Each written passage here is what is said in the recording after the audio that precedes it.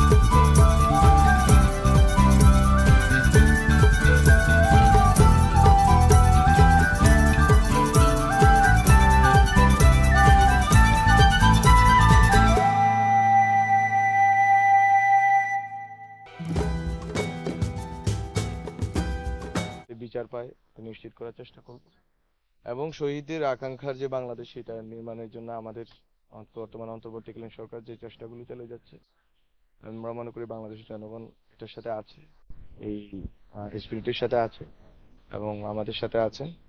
এবং রাজনৈতিক দলগুলো যদি সর্বোচ্চ সহযোগিতা করে এবং সদিচ্ছা প্রকাশ করে সবাই মিলে, তাহলে আমরা মনে করি যে আমরা একটা নতুন বাংলাদেশ গড়তে পারবো।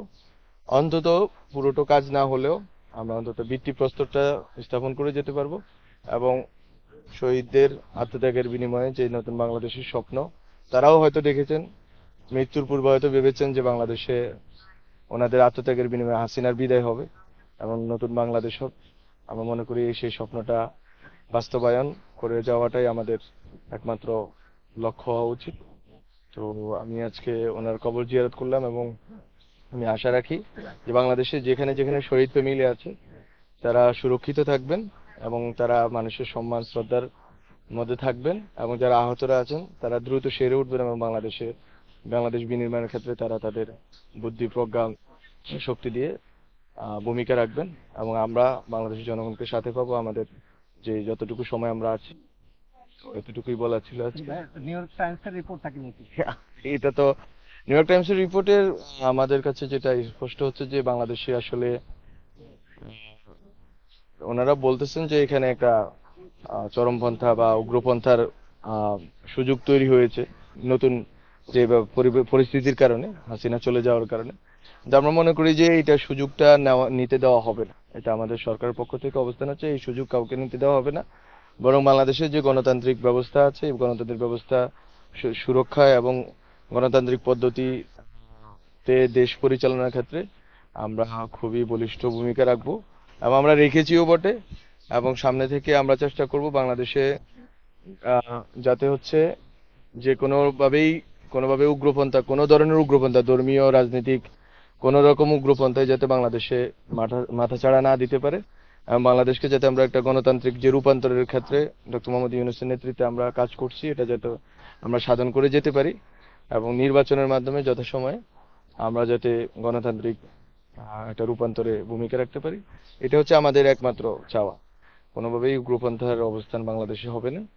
আর এক্ষেত্রে সরকার আলোচনা করেছে, অনেক সময় সতর্কতা দিয়েছে, কিন্তু আমরা মনে করি যে আমরা যদি দেখি যে আসলে আহ, আলোচনা এবং সতর্কতার মাধ্যমে সমাধান হচ্ছে না, তাহলে আমরা হার্ড লাইনে যাব এবং সেটা খুব শীঘ্রই যাব যদি আমাদের সেই পরিস্থিতি আসে এবং আমাদের কথা যদি বিভিন্ন কমিউনিটি যদি না শুনে এবং আমাদের সাথে যে ডায়ালগের সম্পর্কটা যদি রক্ষা না করে।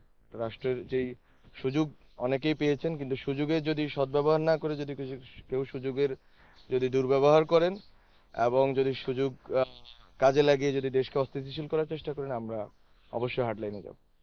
ঠিক আছে, মানে আমাদের একটাই কোশ্চেন নেওয়ার ছিল, বেশি আর কোশ্চেন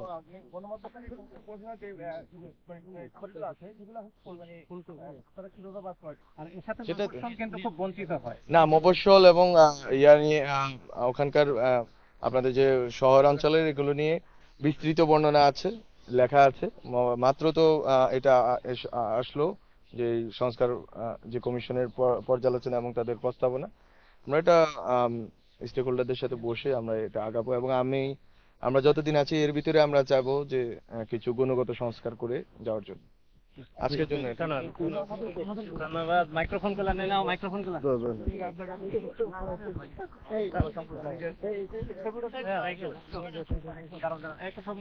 একটু সামনে ক্যামেরাকে জায়গা দিন, ক্যামেরাকে জায়গা দিন।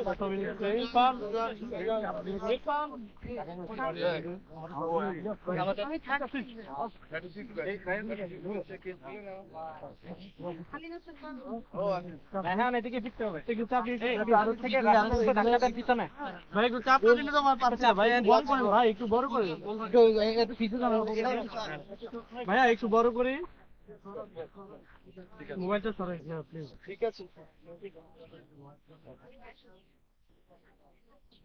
ওকে, ধন্যবাদ। কামরুল, ওকে।